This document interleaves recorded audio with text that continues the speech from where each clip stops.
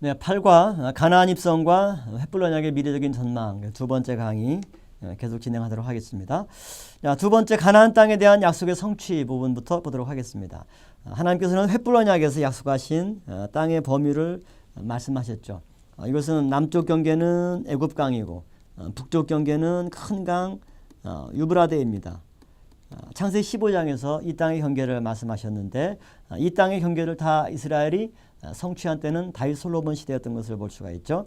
또 가나안 입성 직전에 정해주신 땅의 범위가 민수기 34장 3절부터 12절까지 나와 있습니다. 하나님은 횃불 언약을 통해서 아브라함의 상속자 이삭을 통해서 낳게 될 그 자손에 관해서 분명히 약속하셨고, 두 번째는 그 자손이 거할 거처로서 거룩한 땅 가나안을 분명히 약속하셨습니다. 그리고 이것은 결코 추상적이 아니라 그 땅의 경계까지 정확하게 말씀하심으로써 하나님 이스라엘 백성이 주신 땅의 면적, 그 지경이 어떻게 되는가, 이것을 성경에 분명히 말씀하고 있죠. 그 다음에 가나안 정복을 통해서 성취된 땅에 관한 약속의 내용들을 살펴보도록 하죠. 자, 주요 거점을 정복합니다. 주전 1406년부터 1400년까지 16년 동안 이스라엘 백성들이 가나안 정복 전쟁을 펼쳐갑니다. 그런데 그 16년의 가나안 정복 전쟁 속에서 먼저 6년 동안에는 주요 거점을 정복하는 전쟁을 먼저 수행하죠. 이 기간 동안 31명의 가나안의 왕들을 쳐서 죽이는 그런 정복 전쟁을 펼쳐가고 있고요. 두 번째로 각 지파에게 영토를 분배합니다. 그래서 주전 1400년부터 1390년까지 약 10년 동안 영토를 분배합니다. 그래서 이처럼 총 16년 동안 정복 전쟁과 영토 분배 이 모든 과정을 다 마무리함으로써 16년에 걸쳐서 가나안 정복과 기업 분배 작업을 마치고 요셉의 시신을 세겜에 매장함으로써 횃불 언약의 그 모든 내용들을 성취하는 것을 볼 수가 있겠죠. 자, 그렇게 해서 여호수아 24장 보면 세겜에서 언약을 갱신하고 이제 기념비를 세웁니다. 정복 전쟁과 기업 분배 이 두 가지 사명을 완수하고 드디어 세겜에 기념비를 세우고 여호수아가 딥나세라의 장사가 됩니다. 그리고 요셉의 뼈를 세겜에 장사하게 되죠. 그럼으로써 횃불 언약을 아브라함과 체결한 이후에 692년 반에 온전히 그 횃불 언약을 성취하게 됩니다. 횃불 언약의 중요한 내용은 400년 동안 이방에서 개개되어서 아브라함의 후손이 괴롭힘을 당할 것이고, 두 번째는 4대 만에 아브라함의 후손이 지금 언약을 체결한 그 가나안 땅으로 다시 돌아오게 될 것이라고 하는 그 말씀을 이룹니다. 4대 주인공은 아브라함의 4대 손인 요셉이 되겠죠. 요셉의 이런 시신 뼈가 세겜의 장사 지냄으로써 표면적으로 봐도 요셉의 시신이 그곳에 장사 지내졌기 때문에 아브라함의 4대 손 요셉이 가나안 땅의 당도에서 세겜의 장사 지냄으로써 4대 만에 돌아올 것이다 라고 하는 그 말씀이 역사적으로 온전히 성취되게 됩니다. 그리고 정복하지 못한 지역들이 남아있게 되는데 이것 때문에 결국 이스라엘은 가나안 땅의 원주민들과 통혼하게 되고 그들의 신을 섬기게 됩니다. 하나님은 가나안을 정복하되 어떻게 명령했느냐, 소위 말해서 완전 정복을 명령하셨습니다. 그들을 멸절시키라고 하는 것이 하나님의 명령입니다. 그러나 이스라엘 백성들이 여러 가지 이유 때문에 완전 정복에 실패합니다. 이것은 원주민들이 굉장히 강대하거나 또 무기가 발달하거나 그러한 원주민들은 이스라엘 백성들이 스스로 포기하고 그들과 끝까지 싸워서 정복해야 될 텐데 적당히 타협하고 함께 동거하는 그러한 타협 정책을 이스라엘 백성들이 취하게 됩니다. 그런 이스라엘의 행동을 하나님이 책망하면서 그들이 정복하지 않고 남겨두었던 가나안 원주민들이 나중에는 그들에게 올무가 되고 그들에게 가시가 될 것이라고 경고하고 있고 실제로 그와 같이 전개가 되었던 것입니다. 그리고 지금 현재에도 여전히 가나안 땅, 지금의 팔레스타인 땅에 블레셋 족속, 영어로 팔레스타인이죠. 이 블레셋 가나안 원주민 가운데 하나인 블레셋 족속들이 여전히 가나안 땅에 살고 있죠. 이스라엘은 작은 영토 가운데 동예루살렘 지역, 예루살렘 밑에 베들레헴 지역이 동예루살렘 지역입니다. 여기도 팔레스타인 자치구역이고 블레셋이 거하던 지중해 가자지구, 이스라엘의 가자지구도 팔레스타인 자치구역입니다. 그 다음에 요르단강 서안 지역, 북쪽 지역도 팔레스타인 자치구역이죠. 자기의 영토 안에 대적 국가가 같이 공존하고 있는 아주 기형적인 구조가 바로 이스라엘이죠. 그래서 팔레스타인들이 끊임없이 서로 교전을 벌이게 되고 서로 미사일로 공격을 주고받는 그런 갈등이 지금까지 지속되고 있음을 볼 때 그 원인은 뭐냐? 완전히 정복하지 못했던 이스라엘 백성들의 그런 불완전 정복에 오늘날까지도 가나안 땅에서 그런 분쟁의 씨앗을 남겨둔 그런 결과로 나타나고 있는 것입니다. 네 번째는 솔로몬 시대에 성취된 땅의 범위에 대한 약속. 벳불 언약에서 약속하신 애굽강에서부터 큰 강 유브라데까지라고 하는 이 말씀은 솔로몬 시대에 이르러서 완전히 성취되었다라고 역대하 9장 26절에 말씀하고 있죠. 세 번째, 가나안 땅의 성격에 대해서 살펴보도록 하겠습니다. 가나안 땅은 하나님께서 찾아두었던 땅입니다. 에스겔 20장 6절에 나오는 거죠. 그렇기 때문에 이 가나안 땅은 선민이 그냥 우연히 여기저기 다 헤매고 방황하다가 여기가 좋은데 여기서 살지 이렇게 해서 정한 것이 아니라 하나님이 먼저 이스라엘 백성들의 조상인 아브라함을 선택하기 전에 뭐부터 결정했느냐? 그들이 거할 땅부터 하나님이 결정했습니다. 전체 지구를 다 샅샅이 살피는 가운데 그들의 거주에 가장 적합한 땅을 찾아 두시고 그곳으로 하나님이 선민을 인도하신 것이죠. 두 번째는 아름답고 광대한 땅입니다. 출애굽기 3장 7절과 8절 말씀 볼 때 성경은 가나안 땅을 향해서 아름답고 광대한 땅 또는 젖과 꿀이 흐르는 땅 이렇게 두 가지로 세부적으로는 세 가지로 설명하고 있죠. 그것은 아름다운 땅이고 광대한 땅이고 또 젖과 꿀이 흐르는 땅이다 이렇게 말씀하고 있어요. 그런데 표면적으로 보면 이스라엘은 결코 아름다운 땅이 아닙니다.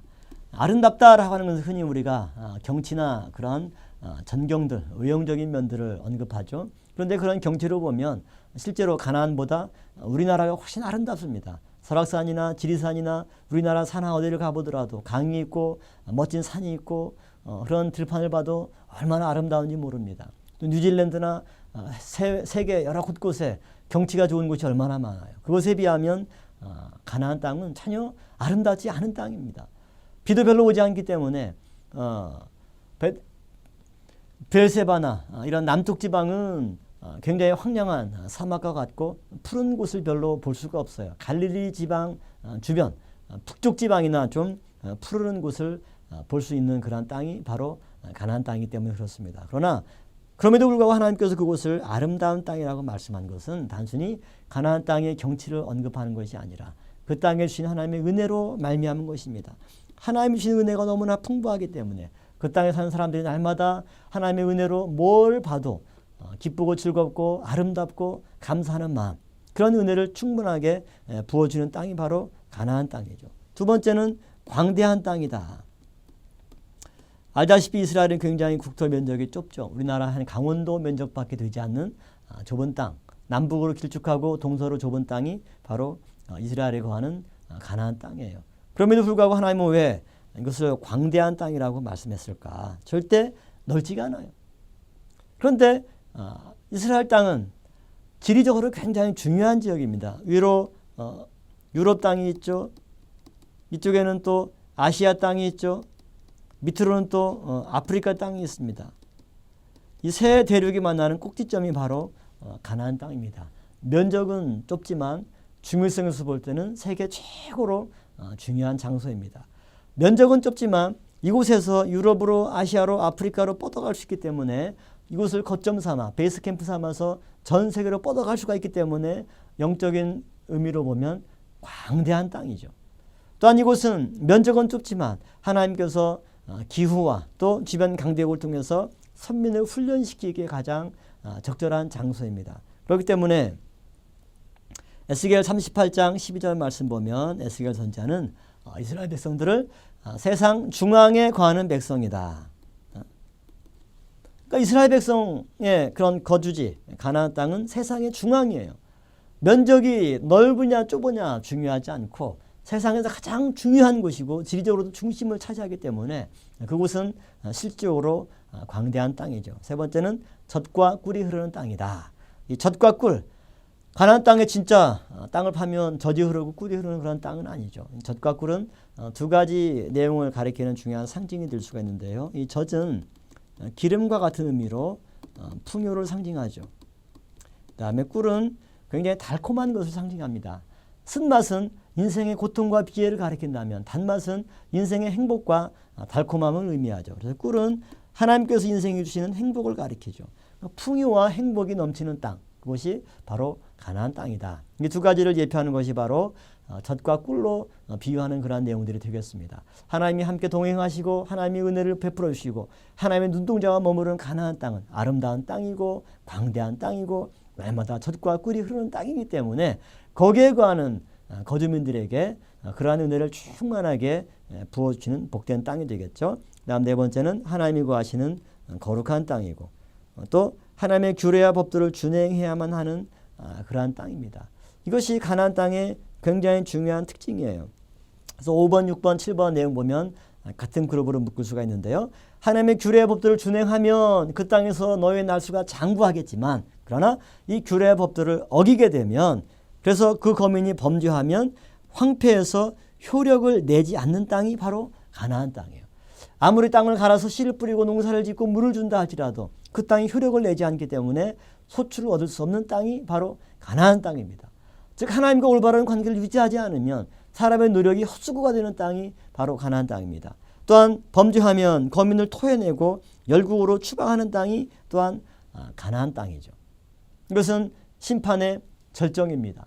단순히 효력을 내지 않는 정도가 아니라 범죄의 정도가 심해서 관영, 차고 넘치게 되면 이제 하나님께서 그들을 토해내버리고 열국으로 추방하는 그런 땅인데 역사적으로 보면 이스라엘 백성은 결과적으로 이 7번째 결국 그 땅이 그곳에 거주하는 거민들을 토해내고 열국으로 추방하는 그러한 심판을 이스라엘 백성들이 결국 자초하고 말았죠. 그렇기 때문에 BC 586년 바벨론에 의해서 그 땅이 다 회파가 되고 바벨론의 포로로 끌려갔을 때 그것을 성경은 거민이 그 거주민들을 토해내고 그 땅이 거민을 토해내고 열국으로 추방하게 된 것을 말씀하고 있습니다. 그러나 결론적으로 가나안 땅은 어떤 곳이냐? 하나님께서 다시 심으실 땅이다. 단순히 포로지에서 이스라엘을 다시 그곳으로 데려다 놓으신 것만 아니라 그곳에 다시 심으시겠다. 심는다라고 하는 것은 나무에 해당되는 거죠. 나무를 한 곳에 갖다 심게 되면 뿌리가 자라서 점점 성장하죠.